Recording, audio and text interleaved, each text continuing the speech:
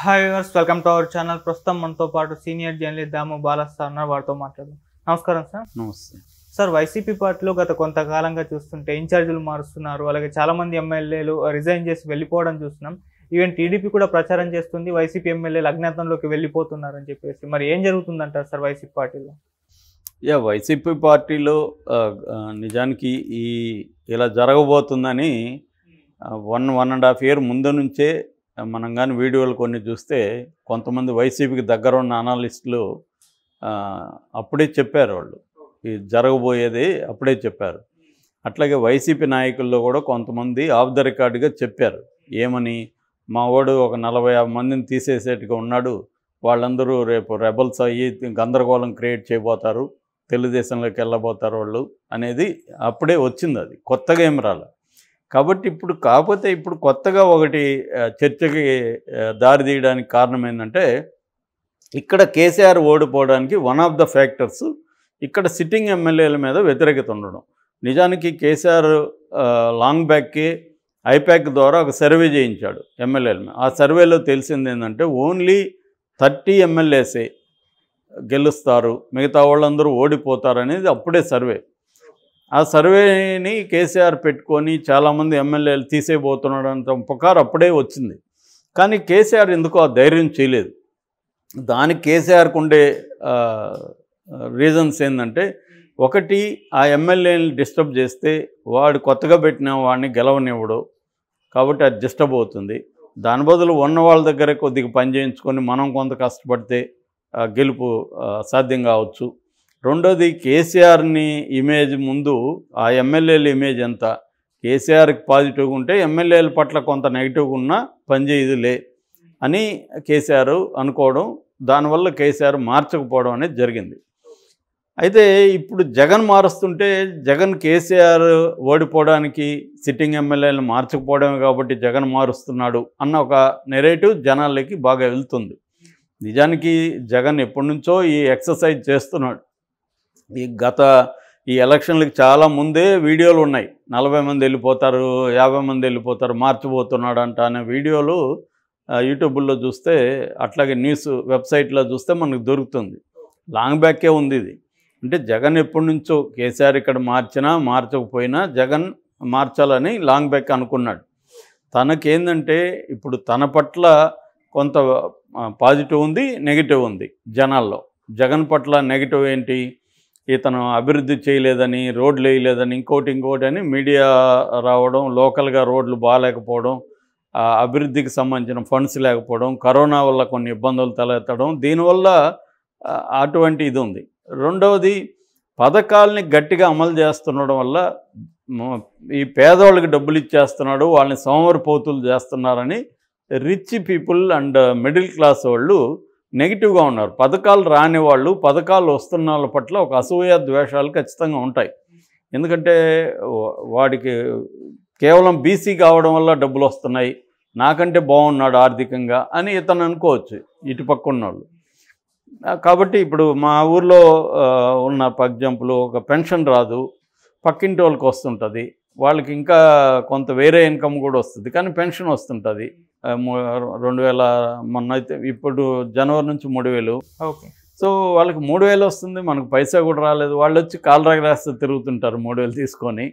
So ఇటువంటి ఒక jealousy కావచ్చు, వాళ్ళు ఇది నెరేట్ వస్తుంది. ఆ మధ్య నేను ఒక ఓల్డేజ్ హోమ్కి కాళహస్తి దగ్గర వెళ్తే, చాలా 2.5 ఎకరాల ఓల్డేజ్ హోము ఉన్నదేమో 7 మంది ఏమో ఉంటున్నారు. నేను అడిగా, ఇంత తక్కువ మంది ఎందుకు ఉన్నారమ్మా అంటే, లేదండి మొన్నటి వరకు, ఈ మధ్య వరకు కూడా 34 మంది ఉన్నారు, మరి ఎందుకు వెళ్ళిపోయారంటే ఈ జగన్ వల్ల వెళ్ళిపోయారు అన్నాడు. జగన్ వల్ల ఎందుకు వెళ్ళిపోయారంటే, జగన్ పెన్షన్ ఇస్తున్నాడు కదా కరెక్ట్గా, దాంతో వాళ్ళ పిల్లలు వచ్చి తీసుకెళ్ళిపోయారు వీళ్ళందరినీ, మన ఇంట్లోనే ఉండండి ఇక్కడ ఎందుకు మీరని. అంటే ఇటువంటి చేంజెస్ అక్కడ జరిగాయి పెన్షన్ ఇవ్వడం వల్ల. దీనివల్ల పాజిటివ్ నెగిటివ్ రెండు ఉంటాయి. తీసుకునే వాళ్ళేమో లాయల్గా ఉంటారు, మళ్ళీ జగనే వస్తాడని అనుకోవచ్చు. ఎందుకంటే ఇంకొక ఎగ్జాంపుల్ కూడా చెప్పాలంటే, నేను మదనపల్లి దగ్గర ఒక పల్లికి వెళ్ళినప్పుడు ఒక దళిత స్త్రీ అక్కడ షాప్ దగ్గరికి వచ్చింది.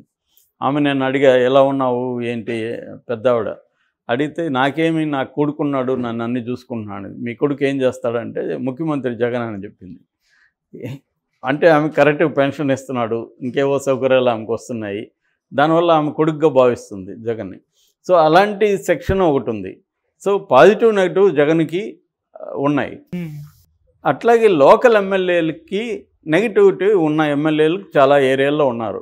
వాళ్ళు ఈ పథకాలని జనంలోకి తీసుకెళ్లడంలో కావచ్చు, జనంతో మమేకం కావచ్చు, అవ్వడం కావచ్చు చేయట్లేదు. అది ఎప్పటి నుంచో జగన్ చెప్తున్నాడు నివేదిక తెప్పించుకొని.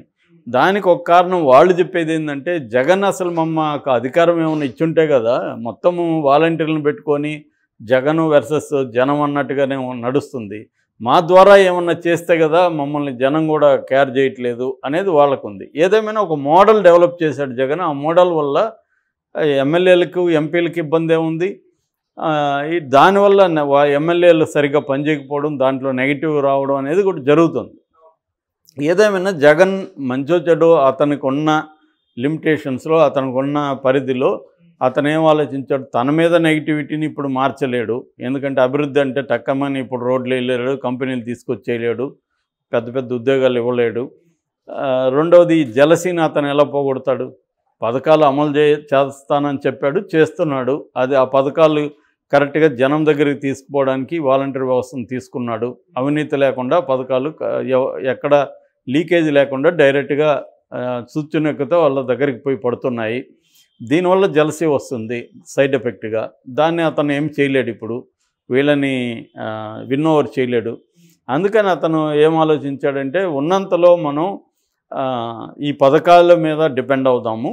రెండవది నెగిటివ్గా ఉన్న స్థానికత నెగిటివ్గా ఉన్న వాళ్ళని తీసేద్దాము. రెండవది ప్రత్యర్థులు కమ్మానో లేకపోతే కాపునో అప్పర్ కాస్ట్ వాళ్ళు బలమైన అభ్యర్థులు నిలబెట్టిన చోట మనం బీసీలని నిలబెట్టడం ద్వారా బీసీ ఓట్లన్నీ పోలరైజ్ అవుతాయి అన్న ఒక సోషల్ ఇంజనీరింగ్ చేద్దామనేది ఒకటి. రెండోది, ఒక పార్టీలో ప్రత్యర్థి చాలా బలంగా డబ్బులు పెట్టగలిగి మేనేజ్ చేయగలిగిన ఆర్థిక అంగబలం అన్నీ ఉన్నప్పుడు ఇటువైపు నుంచి కూడా ఒక ఆర్థిక అంగబలం ఉన్న అప్పర్ కాస్ట్ వాడిని నిలబెట్టడం అనే పొలిటికల్ ఇంజనీరింగ్ కూడా అతను చేస్తున్నాడు. ఈ మూడు రకాలు అంటే నెగిటివ్గా ఉన్న ఎమ్మెల్యేని మార్చడం, లేదా ఈ నియోజకవర్గంలో నువ్వు ఫర్ ఎగ్జాంపుల్ బోయా అనుకో, ఈ నియోజకవర్గంలో బోయా కంటే పక్క నియోజకవర్గంలో బోయా ఓట్లు ఎక్కువ ఉన్నాయి, ఈ నియోజకవర్గంలో నీకు కొంత నెగిటివ్ ఉంది, అక్కడికి పోతే నీకు నెగిటివ్ ఉండదు, బోయాస్ అందరూ నేను ఓన్ చేసుకునే అవకాశం ఉంది అనుకున్నప్పుడు పక్క నియోజకవర్గానికి పెట్టడం. ఇలా రకరకాల స్ట్రాటజీలని జగన్ ప్లాన్ చేస్తున్నాడు. దీనివల్ల చాలామంది ఎమ్మెల్యేలు టికెట్లు ఇవ్వకపోతే వాళ్ళు చాలా హర్ట్ అవుతారు, ద్రోహం చేసినట్టు ఫీల్ అవుతారు. నన్ను నమ్మించి మోసం చేశాడు అంటున్నాడు కాపు రామచంద్రారెడ్డి, రాయదుర్గం ఎమ్మెల్యే.